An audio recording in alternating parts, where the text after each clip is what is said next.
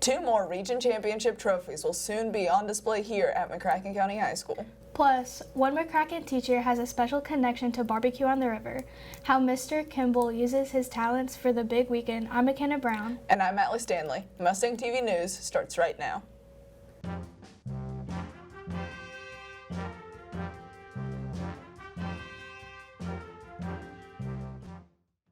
It'll be busy downtown this weekend as Barbecue on the River comes to Paducah yet again for its 29th year. Barbecue on the River is a well-loved tradition and creates a fun environment for all. Lynn Garland and I found out how students and teachers alike help out with the festival. This week, Barbecue on the River returns, and students here at McCracken have been pitching in, participating in some of the many booths down on the river. Student Jake Stevens explains what it's like helping. We usually make like these pineapple daiquiris. They're alcohol-free, and I like it. It's fun. But students aren't the only ones helping out. McCracken art teacher Mr. Kimball helps out by creating the trophies for Barbecue on the River. He tells us what creating these trophies means to him. So for me, getting to make a pig has been really fun because I've made these pigs for 5 years now, and I add local ashes from different barbecue pits on them to give them flavor. So whoever gets the grand champion, who wins the whole thing, I go and get their ashes and put it on the next year's trophies. Barbecue on the River started Thursday and runs through Sunday. We remind those of you going to stay safe this weekend, eat lots, and have fun. This year, the McCracken County students are working hard and studying for the upcoming ACT. Ms. Hines is teaching 2 classes to help kids prepare. All 10th through 12th graders will have a chance to take the ACT this fall. All sessions will start at 2:20 and last no longer than an hour.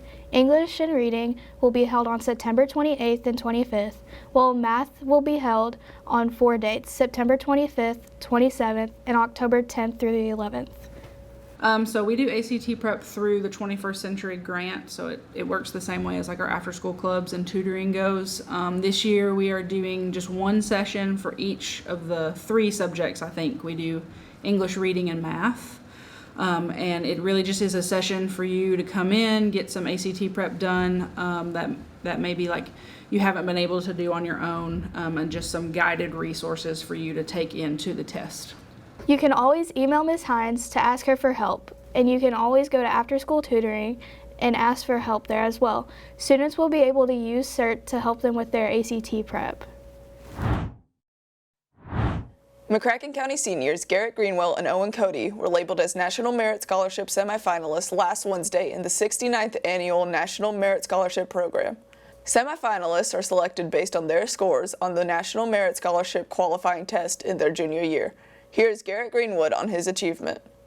Semifinalists are selected based on their scores in the National Merit Scholarship qualifying test in their junior year. Garrett Greenwell and Owen Cody can continue to compete for over 7,000 National Merit Scholarships worth about $28 million that will be offered next spring. If you are interested in reading a book and watching a movie, Pages to Premieres is for you. Pages to Premieres is a fun club where you can read a book and watch a movie about the book that you read. Pages to Premiere, it's the book club that the librarians have. We read books together about twice a month, and they're varying genres, always different each time. And then we usually watch the movie that coincides with the book in the auditorium after we meet after reading the book.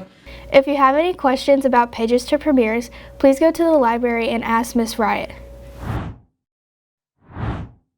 Seniors have started making some very important decisions about their future. If college is in your plans, there may be scholarships available to help pay for it. Sabrina Stinson and Jet Palmer spoke to Dr. Stevenson. Here's what you need to know. Students normally, 99% of the time, will have to have applied and been accepted to the college in order to complete the scholarship application. Also, most of the colleges now require the students to complete the FAFSA.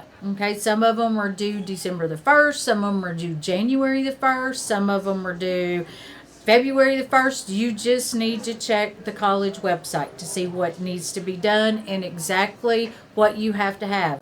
Local scholarships like Rotary Kiwanis Lions Club will start coming out in the spring, and those will be posted in the senior Google Classroom. While college may be in a lot of students' future, it's not for everyone. 35 students recently toured Ingram Barge Company and WKCTC's Workforce Solutions Center on Who Works the Rivers Day. On this trip, they got to learn more about working in the river industry and the training it takes to get there. So whenever we went on the trip, we went on the barges. We also learned about what they do there and the machinery that is used to operate it and the multiple jobs you can have. If you want more information about working on the river, see Dr. Stevenson.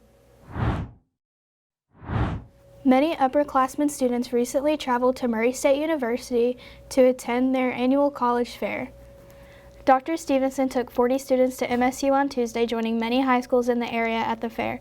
They spoke to many colleges that attended and found out several things students need to know about different aspects of colleges. So there were about 22 different colleges represented there yesterday, allowing students to learn about their admissions process, scholarship applications, and the programs that they offer. Murray State's final application deadline is February 1st, 2024. Check your choice school for their deadline.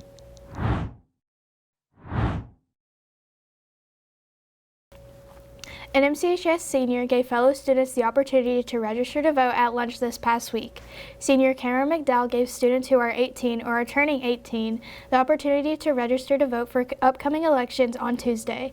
He says that he hopes students took advantage of this opportunity that was given to them. I thought providing this for other students was just a good idea in general because, I know for myself at least, just being able to participate and actually vote for our governors and presidents and stuff is a very important aspect of being a citizen. You can register to vote online at the Kentucky Secretary of State's website. The registration deadline for the 2023 general election is October 10th, 2023 at 4 p.m. local time. The Mustang Marching Band are grand champions. They competed in the Apple Time contest in Murfreesboro, Illinois last Saturday. They not only won their division, but came away as grand champions with the highest scores. I feel like as a group, we did quite well. This weekend, Mustang Marching Band competes at Murray State University's Festival of Champions. You can also catch the performance at tonight's football game. Hello students, I'm Dr. Professor, PhD. I studied at the Massachusetts Institute of Technology and graduated with a doctorate in rivers. Today's lesson is about the Mississippi River, from when it was carved by elves to where it is now. Only the most incorrect history is taught in my class, Incorrect History 101. As the Industrial Revolution swept through the United States, a certain entrepreneur known as St. Nicholas saw the profitability of the land now known as the Mississippi River Valley. St. Nicholas gathered hundreds of thousands of nearby residents, gave them shovels and pickaxes, and told them to get to work. After decades of intensive labor, the Mississippi River began operation after St. Nicholas poured gallons of Coca-Cola into the source. Thus, the Mississippi River ran dark with soda. However, after going through a heavy purification process, the river went clear, and St. Nicholas used the extracted sugar to make more money. St. Nicholas later sold the rights to the land around the Mississippi River to the state of Minnesota and moved north to Canada. In Minnesota, the governor of the time, John Jorts, promised to immortalize the legacy of St. Nicholas and the workers who carved the Mississippi River. As time passed, St. Nicholas became known as Santa Claus, and the workers were dubbed his elves. The small Canadian town he moved to with his fortune was called the North Pole, and to this day, his descendants still reside in the North Pole and still admire the work of St. Nicholas. But at MCHS, the Mississippi River plays a huge role in our daily lives. In fact, all of our meals come straight from the Mississippi. Next time you eat school lunch, make sure to thank your lunch ladies for all their effort spent. Come back in 2 weeks to learn about the governor who made Santa Claus famous, John Jorts. Class dismissed.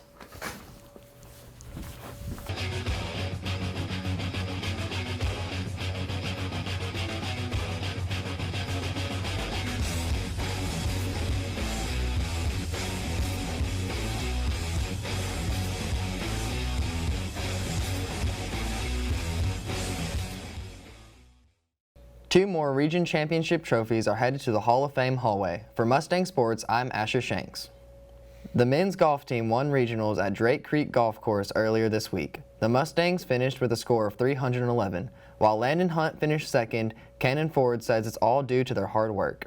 So for regionals, our team, we grinded all year. We put in the work in the regular season, but the regular season didn't matter to us. It all just mattered for regionals, so we kind of worked up to it. We practiced hard, and that's about it. The entire boys golf team now heads to semi-state next week. Ford and Hunt will be joined by Dallas Vinson, Jack Farmey, and Noah Burney. Meanwhile, Sophie Hollowell picked up the individual region title on the girls' side Wednesday at Paxton Park. She defeated the field with a 2-under par 69. Middle schooler Harper Hunt will join Hollowell at Sub-State next week. Our bass fishing team placed very well with 3 top 10 finishes in the Marshall County Invitational. 4th place was Samuel Harris and Cameron Porter. 5th place was CJ Canada and Jackson Harned, and 6th place was Harley Valerius and Blake Jeffrey. The MCHS football team's next game is tonight against Murray High School. Last Friday, they won their big homecoming game. Quarterback Maddox O'Neill made several completed passes leading to touchdowns, helping win the game against Caldwell County. The final score was 43-7. O'Neill talked to us about the win. Well, I felt good because I was happy to spread the ball around to all the receivers. In this game, we kind of opened it up more and we started throwing. We threw like 34 times. It felt good to not disappoint and get a big win. We're preparing. It's going to be a tough game. They're a different type of offense than anything we faced this year, so it'll be good preparing and trying to get ready for this team on Friday. Again, the Mustangs play Murray tonight at home. Kickoff is at 7. The Pep Club theme is neon. The Lady Mustangs and Mustang soccer teams both look to strengthen their push towards a state tournament this past week. The Lady Mustangs picked up wins over Henderson 2-0 and Callaway 10-0, while the Mustangs picked up a 3-0 win over Notre Dame Cape Tuesday night. Last year, we tuned in to Justice Beard's podcast, McCrack-a-Lackin'. This year, however, we have a new podcast to listen to, and it's all about our Mustangs. Aiden DeFrance and I have started the podcast Mustang Sport Report. We'll cover our major sports like football, basketball, and soccer, while also covering our less talked about sports like tennis, bowling, and mountain biking.